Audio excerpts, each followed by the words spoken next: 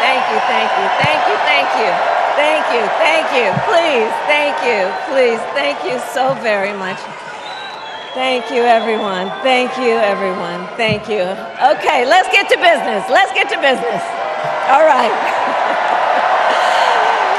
So let me start by thanking my most incredible husband, Doug, for being an incredible partner to me, an incredible father to Cole and Ella, and happy anniversary, Dougie. I love you so very much. To our President, Joe Biden. When I think about the path that we have traveled together, Joe, I am filled with gratitude.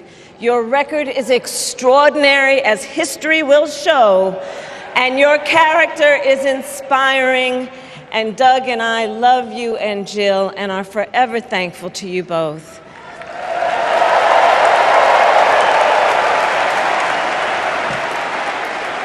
And to Coach Tim Walz,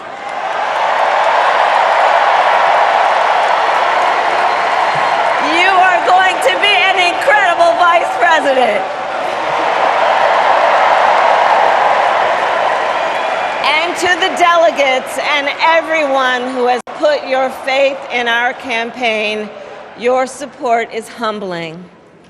So, America, the path that led me here in recent weeks was no doubt unexpected. But I'm no stranger to unlikely journeys. So, my mother, our mother, Kamala Harris, had one of her own. And I miss her every day, and especially right now. And I know she's looking down smiling. I know that. So my mother was 19 when she crossed the world alone, traveling from India to California with an unshakable dream to be the scientist who would cure breast cancer.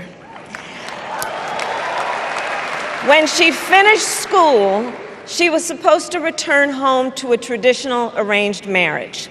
But as fate would have it, she met my father, Donald Harris, a student from Jamaica. They fell in love and got married, and that act of self-determination made my sister Maya and me. Growing up, we moved a lot.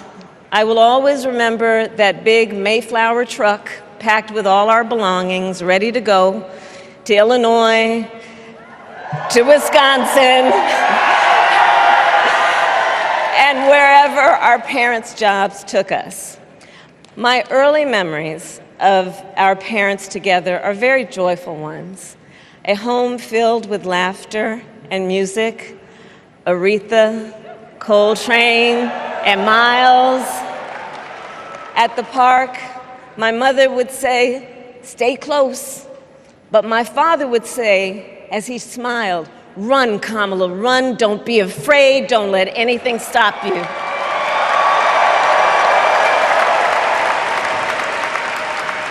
From my earliest years, he taught me to be fearless.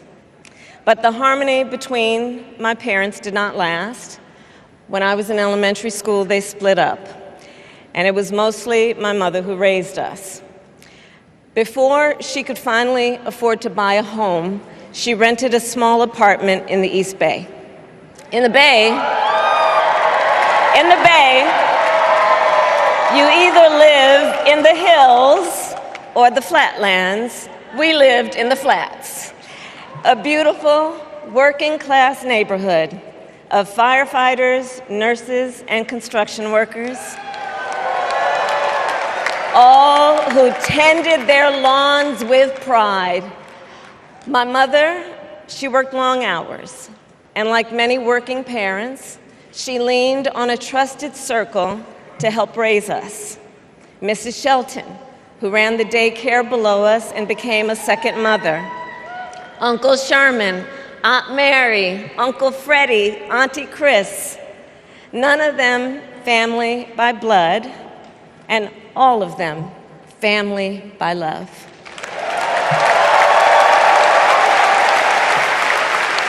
Family who taught us how to make gumbo, how to play chess, and sometimes even let us win.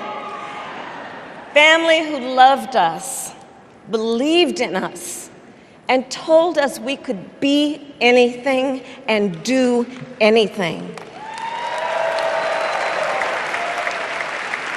They instilled in us the values they personified: community, faith, and the importance of treating others as you would want to be treated, with kindness, respect, and compassion. My mother was a brilliant, 5-foot-tall brown woman with an accent. And as the eldest child, I saw how the world would sometimes treat her. But my mother never lost her cool. She was tough, courageous, a trailblazer in the fight for women's health, and she taught Maya and me a lesson that Michelle mentioned the other night. She taught us to never complain about injustice, but do something about it. Do something about it. That was my mother. And she taught us, and she also taught us, and never do anything half-assed. And that is a direct quote. A direct quote. I grew up immersed in the ideals of the civil rights movement. My parents had met at a civil rights gathering, and they made sure that we learned about civil rights leaders, including the lawyers like Thurgood Marshall and Constance Baker Motley, those who battled in the courtroom to make real the promise of America. So at a young age, I decided I wanted to do that work. I wanted to be a lawyer. And when it came time to choose the type of law I would pursue, I reflected on a pivotal moment in my life. You see, when I was in high school, I started to notice something about my best friend, Wanda. She was sad at school, and there were times she didn't want to go home. So one day I asked if everything was all right, and she confided in me that she was being sexually abused by her stepfather. And I immediately told her she had to come stay with us, and she did. This is one of the reasons I became a prosecutor, to protect people like Wanda, because I believe everyone has a right to safety, to dignity, and to justice.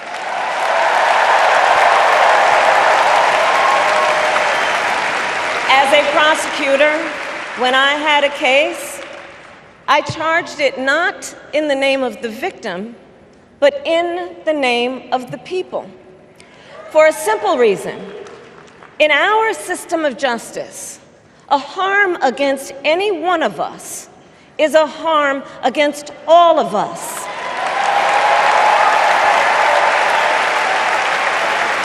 And I would often explain this to console survivors of crime, to remind them no one should be made to fight alone.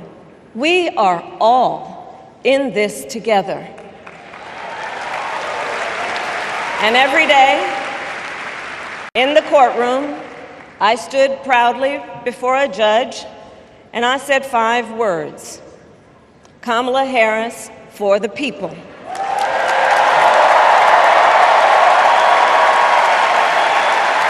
And to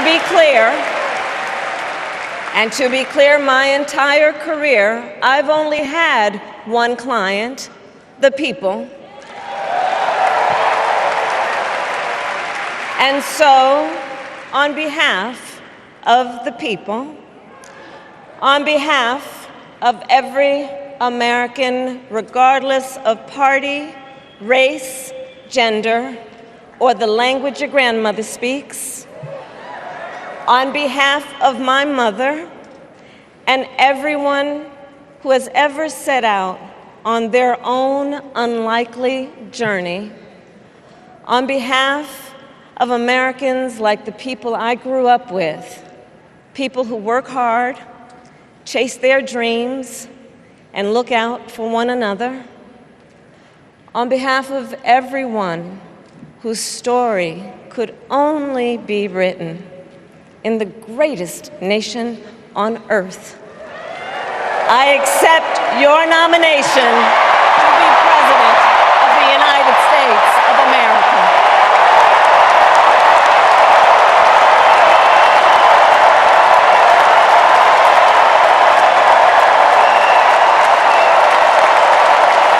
And with this election,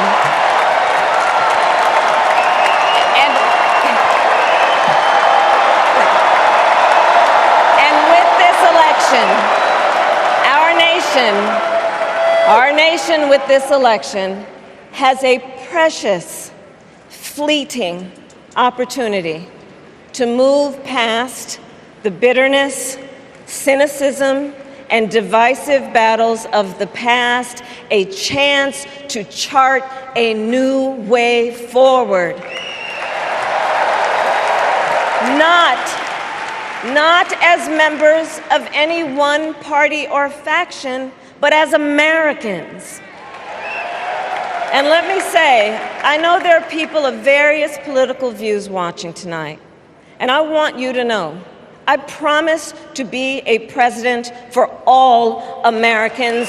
You can always trust me to put country above party and self, to hold sacred America's fundamental principles, from the rule of law to free and fair elections to the peaceful transfer of power.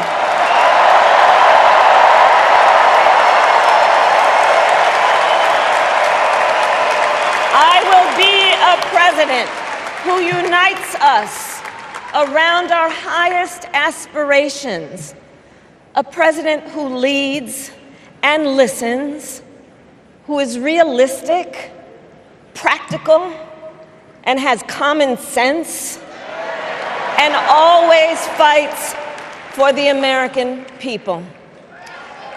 From the courthouse to the White House, that has been my life's work.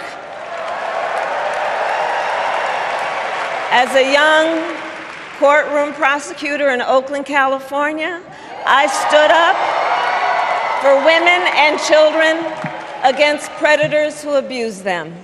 As Attorney General of California, I took on the big banks, delivered $20 billion for middle-class families who faced foreclosure, and helped pass a homeowner Bill of Rights, one of the first of its kind in the nation. I stood up for veterans and students being scammed by big for-profit colleges, for workers who are being cheated out of their wages, the wages they were due, for seniors facing elder abuse. I fought against the cartels who traffic in guns and drugs and human beings, who threaten the security of our border and the safety of our communities. And I will tell you, these fights were not easy, and neither were the elections that put me in those offices. We were underestimated at practically every turn, but we never gave up, because the future is always worth fighting for.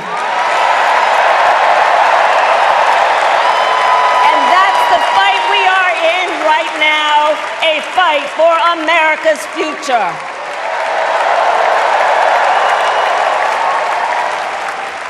Fellow Americans, this election is not only the most important of our lives, it is one of the most important in the life of our nation.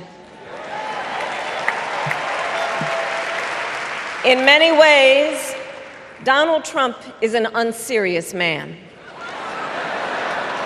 But the consequences of putting Donald Trump back in the White House are extremely serious. Consider not only the chaos and calamity when he was in office, but also the gravity of what has happened since he lost the last election. Donald Trump tried to throw away your votes.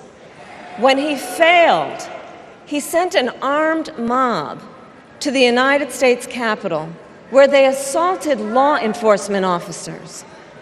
When politicians in his own party begged him to call off the mob and send help, he did the opposite. He fanned the flames. And now, for an entirely different set of crimes, he was found guilty of fraud by a jury of everyday Americans and separately found liable for committing sexual abuse. And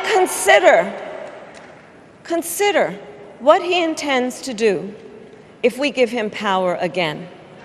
Consider his explicit intent to set free violent extremists who assaulted those law enforcement officers at the Capitol.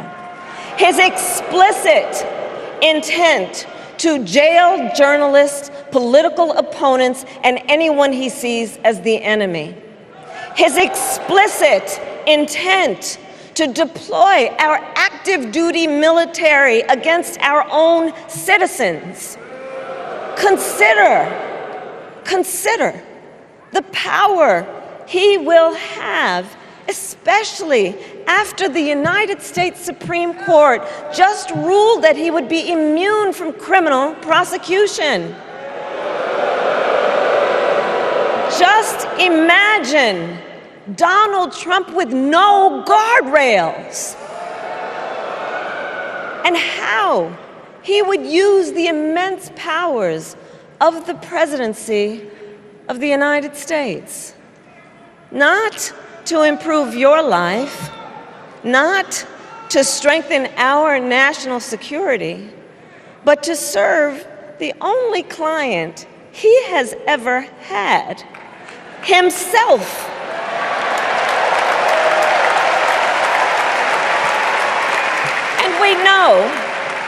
And we know what a second Trump term would look like. It's all laid out in Project 2025, written by his closest advisors, and its sum total is to pull our country back to the past. But America, we are not going back. We are not going back. We are not going back. We are not going back to when Donald Trump tried to cut Social Security and Medicare. We are not going back to when he tried to get rid of the Affordable Care Act, when insurance companies could deny people with pre-existing conditions. We are not going to let him eliminate the Department of Education that funds our public schools. We are not going to let him end programs like Head Start that provide preschool and childcare for our children. America, we are not going back.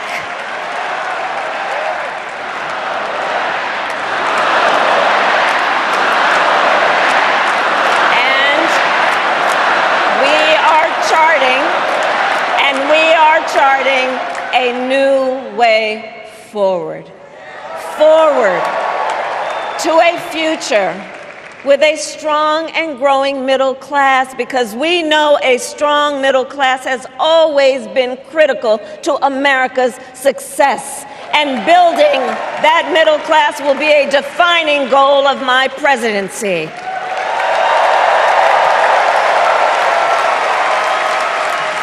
And I'll tell you, this is personal for me. The middle class is where I come from. My mother kept a strict budget. We lived within our means, yet we wanted for little. And she expected us to make the most of the opportunities that were available to us and to be grateful for them. Because, as she taught us, opportunity is not available to everyone.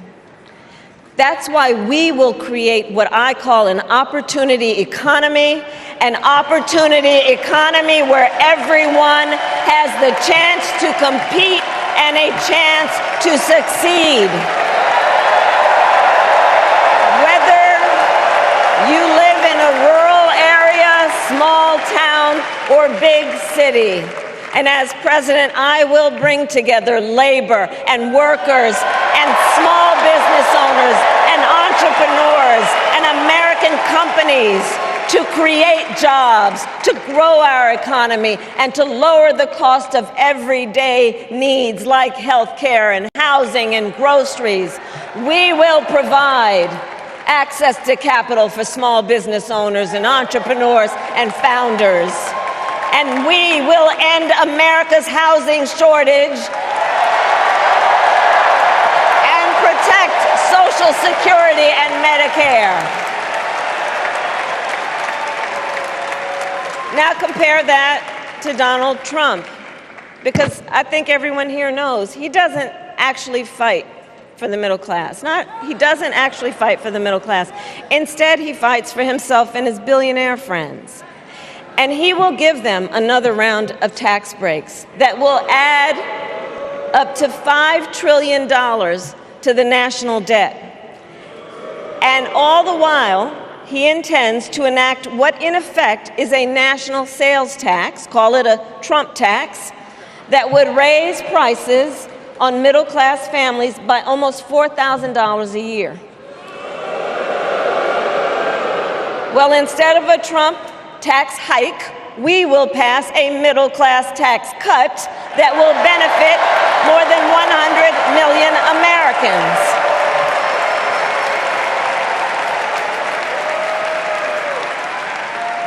Friends, I believe America cannot truly be prosperous unless Americans are fully able to make their own decisions about their own lives, especially on matters of heart and home. But tonight, in America, too many women are not able to make those decisions. And let's be clear about how we got here. Donald Trump handpicked members of the United States Supreme Court to take away reproductive freedom. And now he brags about it. In his words, quote, "I did it and I'm proud to have done it," end quote. Well, I'll tell you, over the past 2 years, I've traveled across our country, and women have told me their stories. Husbands and fathers have shared theirs.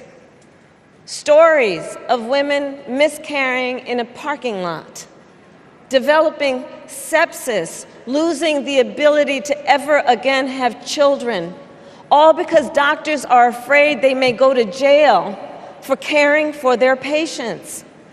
Couples just trying to grow their family, cut off in the middle of IVF treatments. Children who have survived sexual assault, potentially being forced to carry a pregnancy to term. This is what's happening in our country because of Donald Trump. And understand, he is not done. As a part of his agenda, he and his allies would limit access to birth control, ban medication abortion, and enact a nationwide abortion ban with or without Congress. And get this, he plans to create a national anti-abortion coordinator and force states to report on women's miscarriages and abortions. Simply put, they are out of their minds.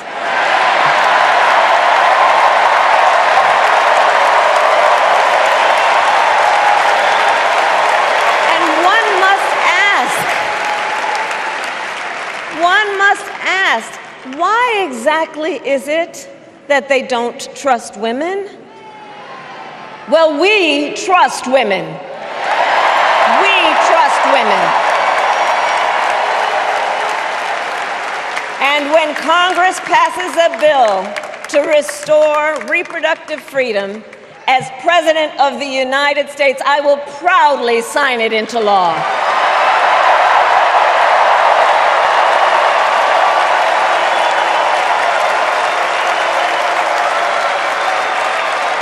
In this election, many other fundamental freedoms are at stake. The freedom to live safe from gun violence in our schools, communities, and places of worship. The freedom to love who you love openly and with pride. The freedom to breathe clean air and drink clean water and live free from the pollution that fuels the climate crisis. And the freedom that unlocks all the others, the freedom to vote. With this election, we finally have the opportunity to pass the John Lewis Voting Rights Act and the Freedom to Vote Act.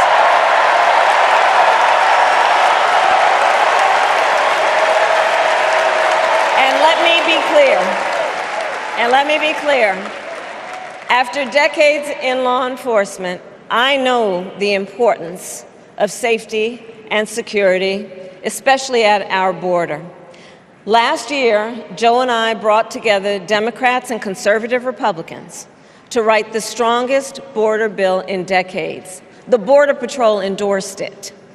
But Donald Trump believes a border deal would hurt his campaign. So he ordered his allies in Congress to kill the deal. Well, I refuse to play politics with our security. And here is my pledge to you. As president, I will bring back the bipartisan border security bill that he killed, and I will sign it into law. I know we can live up to our proud heritage as a nation of immigrants and reform our broken immigration system. We can create an earned pathway to citizenship and secure our border.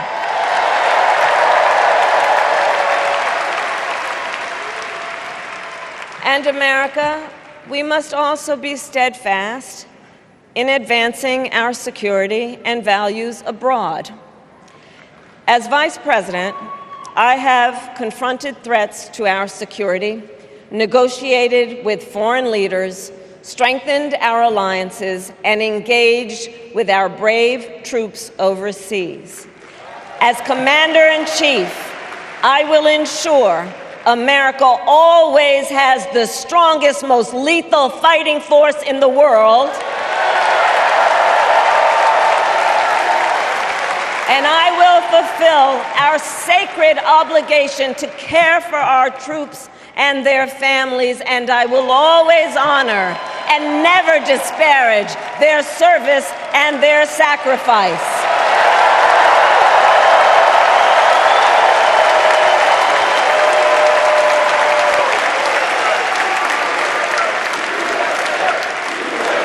I will make sure that we lead the world into the future on space and artificial intelligence, that America, not China, wins the competition for the 21st century, and that we strengthen, not abdicate, our global leadership. Trump, on the other hand, threatened to abandon NATO. He encouraged Putin to invade our allies, said Russia could, quote, do whatever the hell they want. 5 days before Russia attacked Ukraine, I met with President Zelensky to warn him about Russia's plan to invade.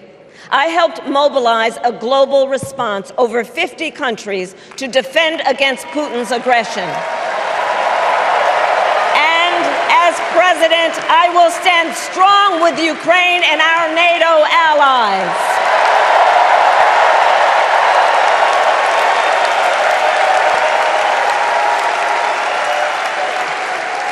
With respect to the war in Gaza, President Biden and I are working around the clock because now is the time to get a hostage deal and a ceasefire deal done.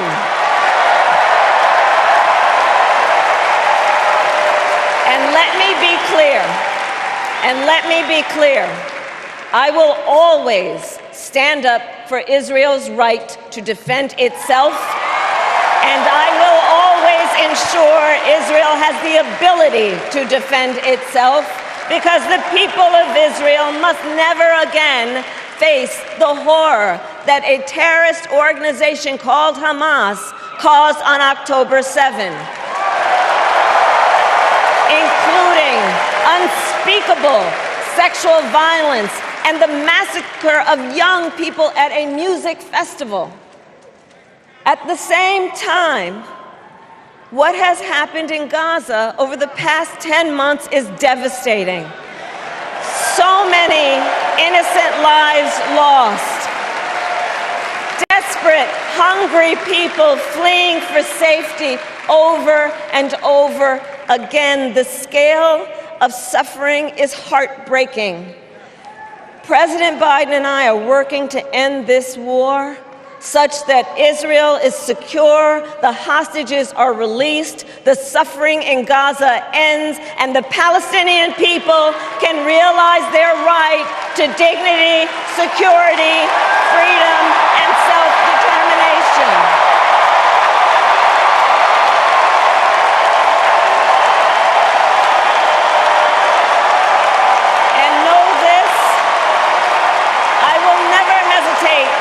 Take whatever action is necessary to defend our forces and our interests against Iran and Iran-backed terrorists. I will not cozy up to tyrants and dictators like Kim Jong-un who are rooting for Trump,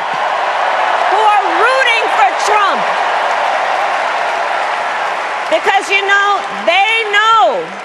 they know he is easy to manipulate with flattery and favors.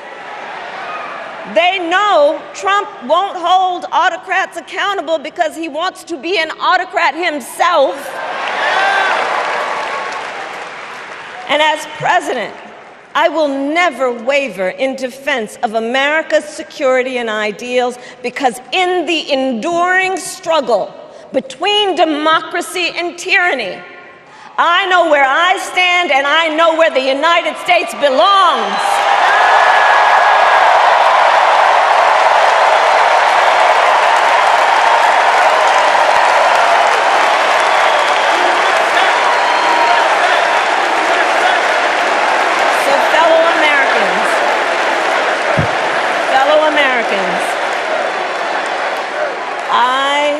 I love our country with all my heart. Everywhere I go, in everyone I meet, I see a nation that is ready to move forward, ready for the next step in the incredible journey that is America. I see an America where we hold fast to the fearless belief that built our nation and inspired the world, that here, in this country, anything is possible, that nothing is out of reach.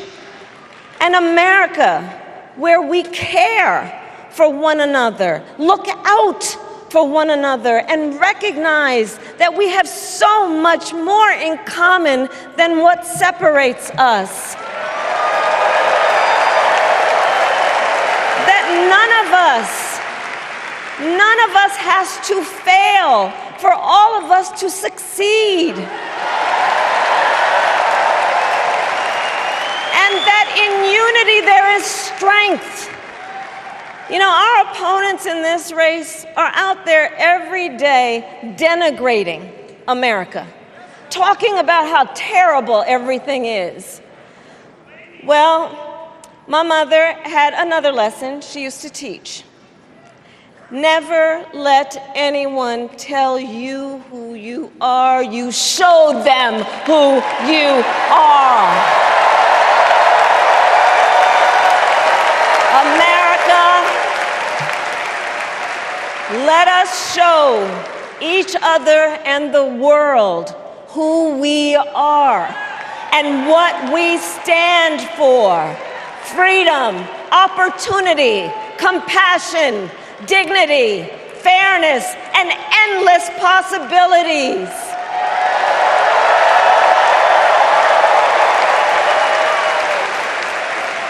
We are the heirs to the greatest democracy in the history of the world. And on behalf of our children and our grandchildren and all those who sacrificed so dearly for our freedom and liberty, we must be worthy of this moment. It is now our turn to do what generations before us have done, guided by optimism and faith, to fight for this country we love, to fight for the ideals we cherish, and to uphold the awesome responsibility that comes with the greatest privilege on earth, the privilege and pride of being an American.